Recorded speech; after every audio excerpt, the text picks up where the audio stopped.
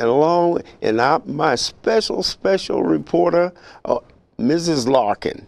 Mrs. Larkin has done a terrific job, and along with her, we have Danny Hall. Now, Danny's been on before, and he's going to give us more information about the Sheriff's Department. Hey, Danny, what's the difference in a policeman and a sheriff? A lot of people, especially the kids, they understand when they see a sheriff, they think he should be doing the duties of a policeman.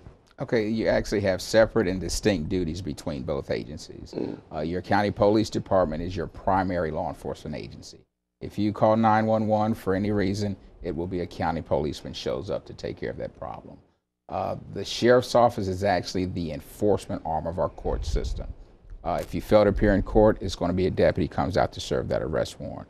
If you fail to pay your rent, it's going to be a deputy comes out to serve that warrant of restitution, eviction writ. If you aggrieve your neighbor sues, it's going to be a deputy comes out to serve that civil process. So all of our duties are mandated by state law, which in turn we're the enforcement arm of the courts. I see. Now, tell us a little bit, Mrs. Larkin, you had a question concerning domestic violence that you want to ask Danny about that? Yeah, I know you helped to spearhead the domestic violence unit here in Prince George's County, and my question, it seems to be a rise with this domestic violence. How are you guys dealing with what is happening in our county? Okay, first of all, we started the unit back in January of 1993. Okay. We were used as a benchmark throughout the state, throughout the region, for how to start a unit with very little resources and very little manpower. We enjoyed the highest service rates in the region for service of protective orders.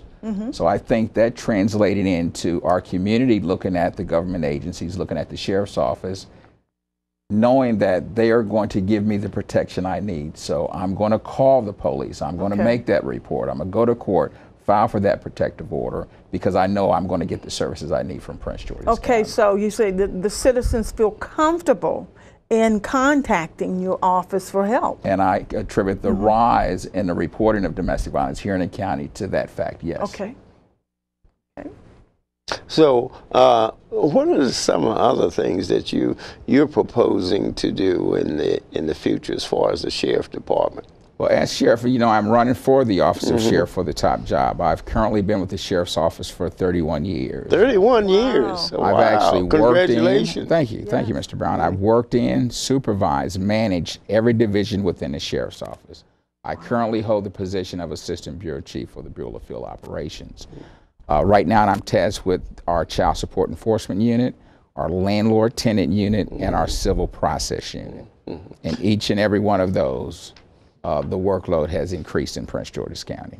Well, what about, you know, some people with having problems, financial problems with homes and things? What would you advise a person to do prior to getting a court order that they be evicted? Is it just how does that work? Once you become late on your rent, a lot of folks just sit around and they wait to see what's going to happen. The first time you know you're going to have to miss rent, you should be seeking assistance at that point. When you say assistance, what do you mean? Financial planning, financial advice, programs that'll put you in a direction you need to go to before you reach that foreclosure plateau, or before you get to the point where they issue a warrant of restitution, where the sheriff office has to come out and evict you. You need to seek assistance before then.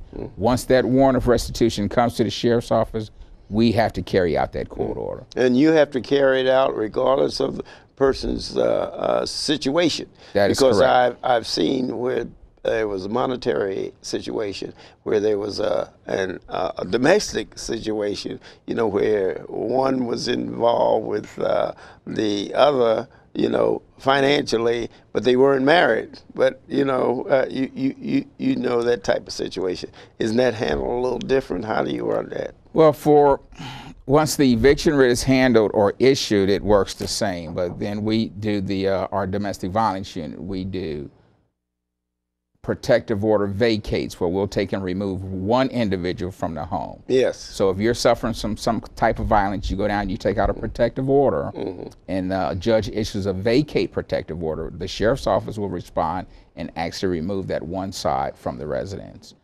Those normally last for up to 7 days, and then you go back for the permanent protective order hearing. It can last for up to 1.5 years. Well, tell me this, what about situations I've read about seniors having problems, financial problems, and I just hate to see, is it something that the county can do to help, I say, a senior couple in the 60s, 70s, you know, have financial problems, and you all have to, I know this is a tough job. There's a guy 80 years old or something like that, and he's disabled. His wife is having problems too financially. How do you handle that? You turn it over to social workers? What's the? Well, of course, we look at every case individually. If we have an eviction writ for a senior family or a seniors couple, we'll make sure that we notify the next of kin. We'll bring in a Department of Social Services. You notify Absolutely, the yes, next. we did. We had one instance right here in Bowie, elderly female. She did not pay her taxes, so her home was sold out from under her, and we went in to do the eviction afterwards. Comes to find out that she was well off, wealthy. She had funds, but she just had not paid that bill. And she ended up being evicted after that. So the county government looked at that, and I think safeties are put in place to prevent that from happening again. But when a sheriff office comes out, if we look at it and we can tell something's off kilter, we'll try to contact that next of kin. We'll contact the courts, let the courts know what's going on. This particular situation you deal with. And the other, going from the seniors to the children. Now, how do you deal with that when a situation develops where children unaged are being basically put out on the street? Okay, you get social workers involved in that. Going to addresses where there's only the children at home when the deputies arrive. So we'll contact the rental office, we'll contact the parents at work, we'll contact the next of kin. We'll make notification to somebody, and if that doesn't work, we'll call social services. Somebody will come in. That child will be taken care of before we leave that scene. That child will be made safe. The child will be, when you said made safe, you're saying that? Put in a safe atmosphere with adult supervision so that he's going to be okay until he's reunited with his parents. And then we'll move forward with that court order. Right, good. Edwina, you have something? What is the biggest challenge? You're running for office, you're running for the sheriff of Prince George's County. What do you feel is the biggest challenge that you will have if you are elected to that office? Our biggest challenge right now will be an economic challenge. Everybody, the entire nation, the economic picture is real bad. So, but we've learned here at the sheriff's office to do more with less. We have always operated that way. We're a state-mandated agency funded by Prince George's County. So we've never had everything that we thought we should have, but we may do with what we've got. And we'll continue along those lines. We will take and re-engineer some of our processes. Instead of dealing with each individual landlord, we deal with entire management companies. So instead of dealing with 10, 15 different entities, we deal with one person, and we get more done that way. Well, have they thought about contracting services? You know, a lot of contracting is going in along the lines of federal and state and local government. Can the sheriff get involved in that? And the other thing that they use quite often is they use along the lines of security. Okay, we would not contract away our mandated duties.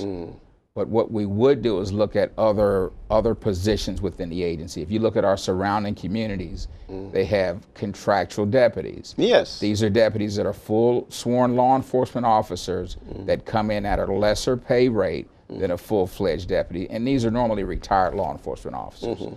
So we'll get them in to sit in a courtroom, to transport prisoners back and forth. So we can keep our full-fledged law enforcement officers on the street serving warrants, on the street serving evictions, on the street addressing child support issues. Okay. Well, quickly tell us some of the things that changes you would make as sheriff. And that's when we would look at other forms of employees that we could bring in to accomplish the same task